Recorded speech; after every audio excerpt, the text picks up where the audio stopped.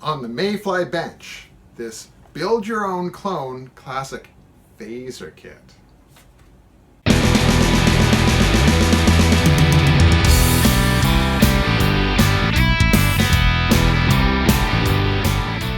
So I had such a good time building the Green Pony, and I liked the sound of it so much, I went out and got one for myself.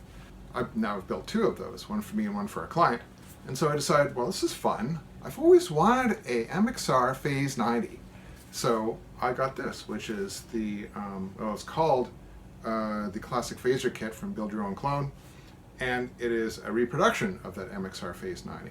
Located up here in Canada, getting things across the border from Build Your Own Clone was a bit of a pain. I wonder if there's a Canadian distributor for Build Your Own Clone products, and sure enough, there is. It's called, get this, Axe and You Shall Receive. They have the entire Build Your Own Clone line. So I got my Green Pony and this Phase 90 from that website. A lot faster, no customs to deal with, end up being overall cheaper. So if you're in Canada and you want a Build Your Own Clone product, ask and you shall receive. Let's open the box and see what we got. Okay, here's the box that we got from Axe and You Shall Receive. Here's a box cutter. Let's put the two together and see what's in the box.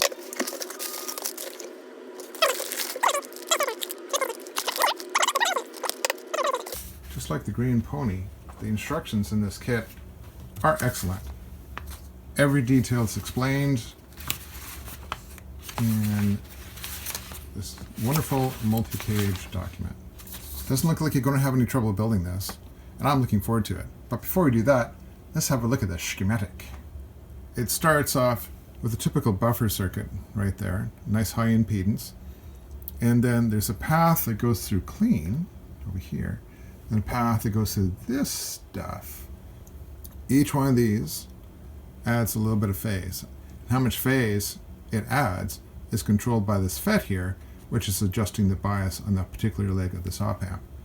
It's kind of cool. So this bias voltage here actually gets determined right there. It looks like it's operating as an integrator. Anyway, there's your amount of phase knob. You turn that, adjust this voltage here, which determines how much phase through the entire circuit.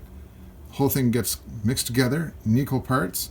There's a little buffer on the end, a common collector output, and then it's out the door.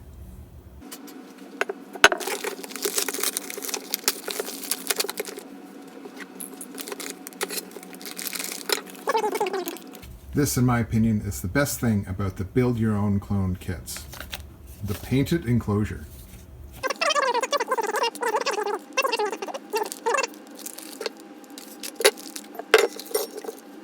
The printed circuit board looks very high quality. It's a nice double-sided board and it's well laid out. These jacks are not Switchcraft, they're something else. And also, like the Green Pony, the pot is an alpha, they're just fine. All right, let's begin. The first step is to populate the board, starting with the resistors. My technique for handling resistors is not to find a particular resistor going to a hole. My technique is to pick a random resistor, measure it, and find the hole that it goes into. Pick a random resistor, measure it, about 150K, and then you look for the spot on the board where it goes. One of the interesting things about the Build Your Own kits is that it gives you the options for building different versions of the kit. For example, this resistor right here, this 22K resistor, according to the notes, you don't install this if you want the script logo version of the Phase 90, but you do install it if you want the block script version. Once you have all the resistors mounted, I always go through and check each one to make sure I put the right value in the right spot. It's also important to note that even though you're soldering from the back side, with these through-hole plated double-sided boards, it's also very good to get some solder coming up on the other side as well. For good connectivity, that's what you aim for. Sockets are added next. Then you add the transistors, and then add the capacitor, and then the electrolytic capacitors. Then add the battery connector, and we attach the flying leads. This phaser has the potentiometers mounted on the back of the board like this.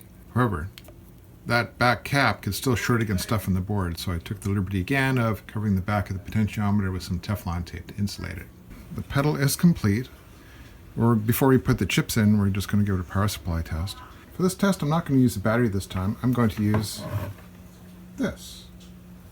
This is a regulated 9-volt supply that I made when I was in junior high school. It's been on my pedal board for 35 years, and it's always functioned perfectly. Oh my god, the light turns on. On this particular circuit, there's a trim potentiometer right there. Now the instructions say, and I'm paraphrasing here, adjust it until it sounds the best. That is what we're going to do. We're going to adjust that little trim potentiometer until the unit sounds the best. Now the build your own clone circuit is very true to the original in that it uses 741 op amps. These are not dual op amps. There's one op amp in each package, and that's why there are 6 chips. There's 6 chips, 5 transistors in what amounts to be a fairly complicated little circuit. And the 741s, well, they were used in the original design, but I sure wouldn't use them these days. There are many, many alternatives that are far better performing. But if it gets the original sound, we're going to throw them in. Besides, nothing else modern is pin compatible with these things. So that's the pedal. Before we move on, I'd like to point out a few things with the pedal itself. The applied silkscreen is not the best. You can see the out is a little bit light there.